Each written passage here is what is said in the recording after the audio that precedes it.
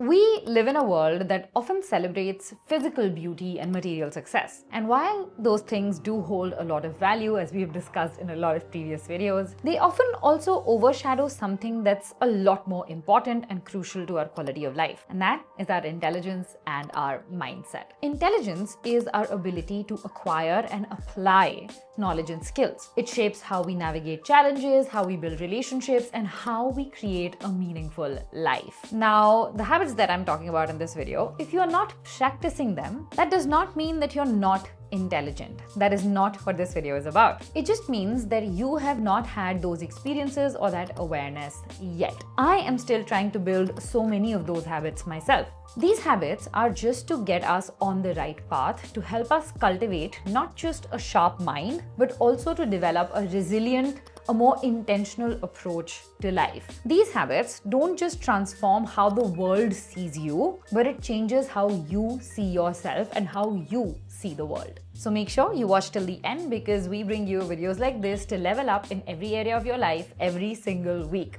If you appreciate the effort, hit that subscribe button and like this video, and let's get on our way to becoming highly intelligent women. The average person goes through life relying on their own experience to shape their worldview. What happens with us is the whole truth, and anything beyond that doesn't concern us and is also not relevant. Now, this sort of thinking over time leads to a very jaded, a very rigid personality. It leads to somebody who lacks nuance, who lacks the ability to adapt. But highly intelligent women, on the other hand, do the exact opposite of this. They continue seeking opportunities to expand their knowledge, whether it's through reading, exploring new skills, taking courses, or engaging in meaningful conversations. They remain open to learning and changing their worldview if the evidence points to the contrary of what they have believed so far.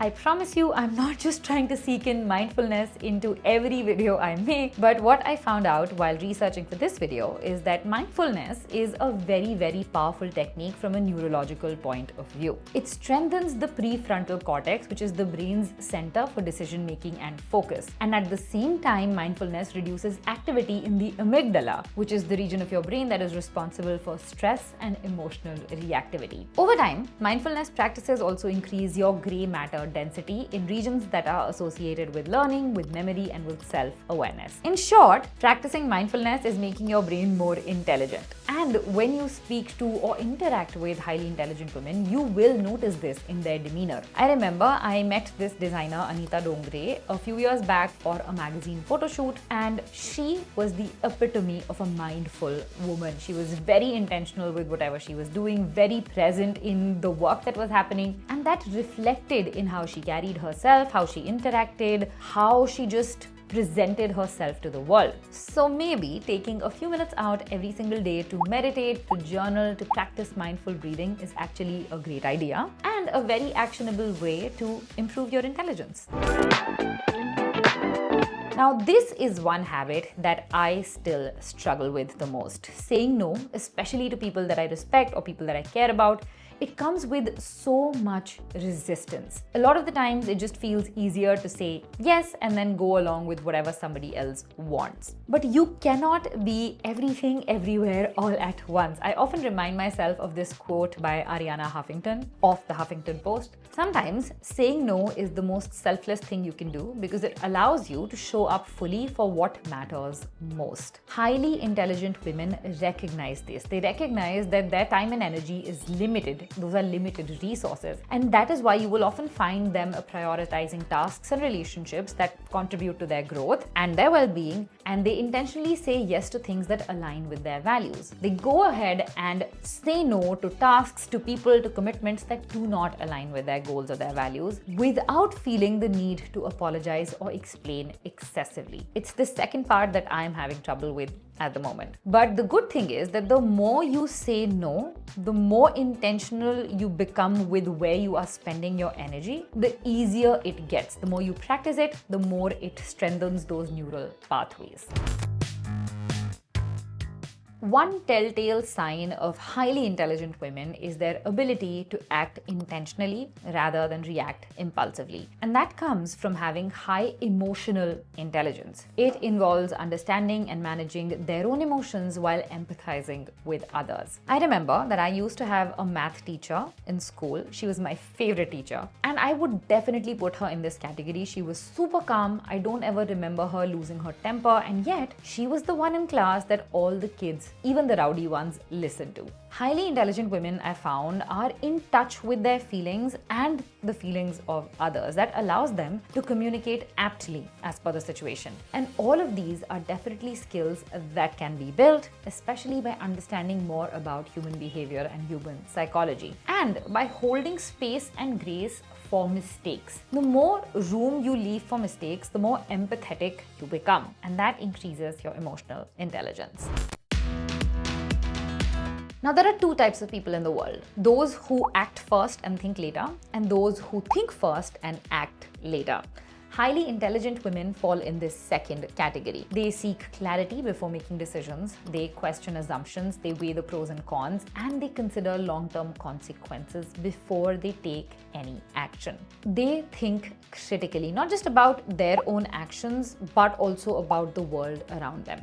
And this is not overthinking, mind you, it is careful consideration. Critical thinking strengthens neural pathways that are linked with problem solving and cognitive flexibility. Personally, I found that building this habit of questioning everything really helps build the ability to think critically. So the next time that you see a social media post or you read something in a book or an article, instead of taking it at face value, ask questions like, what evidence supports this? Are there any alternative perspectives to this? Or what biases might be influencing this person saying it like this? Practice seeking clarity by breaking complex problems into smaller parts and evaluating each component independently. Over time, it becomes a very subconscious thing, it becomes automatic, and that helps you gain multiple perspectives and it prevents you from blindly believing anything just because somebody you know is saying it.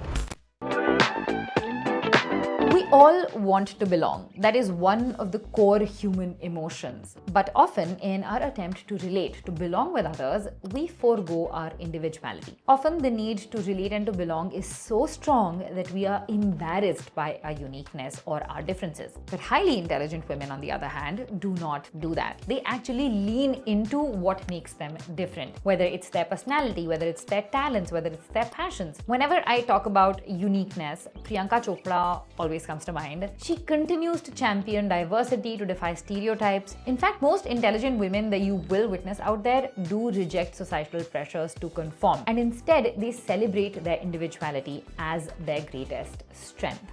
When you own your uniqueness, you stop comparing yourself to others and instead you focus on your own strengths, your own passions, and how you show up in the world. Accepting and valuing your uniqueness activates the brain's reward system, particularly the release of dopamine, which reinforces your feelings of self-worth and self-satisfaction. And that makes you a much happier, a much more fulfilled person in the long run.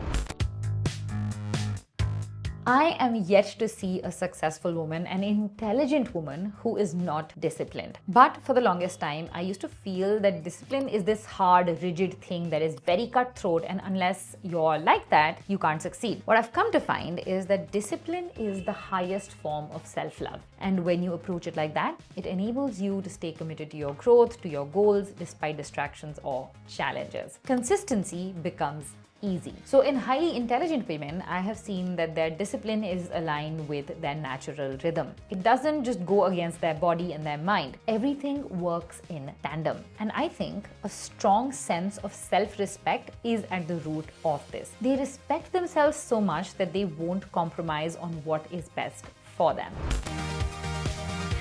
So naturally, they also prioritize their physical well-being. They listen to their body's signals, they prioritize good food, movement, and they make adjustments to their routine to manage stress well. Taking care of our own physical health is closely tied to mental clarity, to emotional well-being, and to overall intelligence. Because when the body is healthy, the mind functions at its best, enabling sharper focus and greater resilience.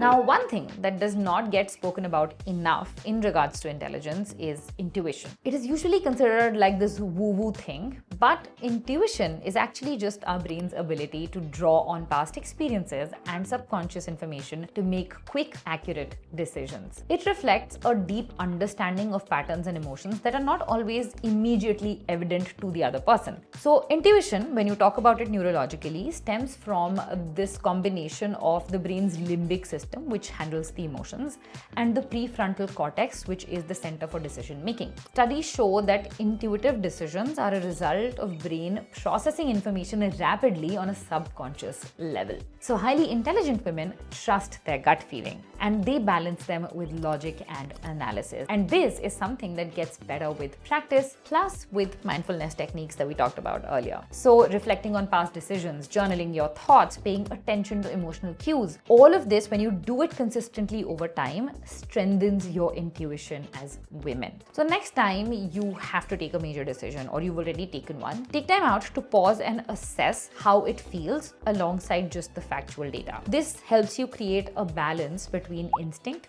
and reasoning. Creativity is another big habit. I used to think that it was an inherent trait or a talent, but nope. Creativity is actually cultivated, and it does not just mean that you can paint or dance or make art. Creative expression allows people to explore and communicate their inner thoughts and emotions in unique ways, and that can be any unique way. Creative expression enhances problem solving, it enhances emotional processing and self-awareness. So when you engage in creative activity, it also helps you build confidence, and it is a transferable skill. So if you're creative in one area of life, that helps foster innovation in other areas of your life. So if you talk about it from a neurological POV, creative activities actually activate your brain's default mode network, DMN, which is responsible for imagination, for introspection, and it also activates the prefrontal cortex, which supports planning and execution. And of course, it releases dopamine, which increases your focus and your motivation. So finding creative outlets as a means of self-expression is a great idea, honestly. It can be through traditional practices like painting, writing, dancing, theater, music, all of that, or even through creative problem solving, trying to come up with creative solutions to the problems you have in your personal life or in work. That just helps churn those brain cells. And when you dedicate time to these activities, they spark joy, they spark creativity, they help you channel your emotions constructively. Now, you must have heard that you are a sum of the 5 people you spend the most time with. Highly intelligent women are very intentional about who they allow into their inner circle. They seek out relationships that align with their values, that support their goals, that challenge them to grow. So they might gravitate towards friends who inspire ambition or share a positive mindset, instead of simply hanging around people who bring you down, who constantly gossip, who are constantly negative. Now, surrounding yourself with positive, growth-oriented individuals fosters emotional well-being. It fosters inspiration and it motivates you. And the quality of your social circle profoundly impacts your habits, your mindset, and your overall success. In the long term, it impacts your intelligence. The more time you spend with negative people who are not growth-oriented, the faster you'll move backwards in your life. And the more time you spend with people who are growth-oriented, who are positive, the faster you'll move in the other direction. So that is a very important thing to keep in mind. Now, nobody likes change, but one quality that I have seen in highly intelligent women is their ability to adapt to change. This often comes from a solution-focused mindset and flexibility in dealing with life's ups and downs. You will find that intelligent women are often mentally prepared for unexpected outcomes. They also practice emotional flexibility. They understand that plans might need adjustment, and they approach all of life's moments with a calm and constructive mindset. Psychologically speaking, adaptability fosters a sense of control over situations because it makes you more solution focused rather than problem focused. It engages your brain's neuroplasticity, which is your ability to reorganize and form new neural connections. Now, what I personally find helpful is that instead of pondering on a problem and repeatedly cribbing, if you ask what's the solution or what can be done about this to make the situation better, that goes a very long way in making you more adaptable. The more you practice it, the more adaptable you become. And even before you have to solve a problem, or if you're approaching a situation, being prepared for the worst case case scenario, mentally calculating what will you do in case the worst case scenario comes to life, also helps you become more adaptable, because then you're prepared for the worst and whatever comes can only be better. So those were the 12 traits of highly intelligent women that I think we can all adapt somehow into our own lives, that can help improve the quality of our life a lot, because it can completely change how our brain functions and it can change our outlook towards life. So let me know in the comments which of these traits resonated the most with you. Do you already practice some of these? Do you practice a lot of these? Let me know in the comments, and make sure you check out this video next, because YouTube says that you are going to love it. I wanted to keep this video sort of light, breezy. We are approaching the end of the year and we have done a lot of good work this year for ourselves. So I want to end the year with lighter videos that you can just consume on the go. So let me know what you thought of this one, and I will see you guys very, very soon in the next one. Bye.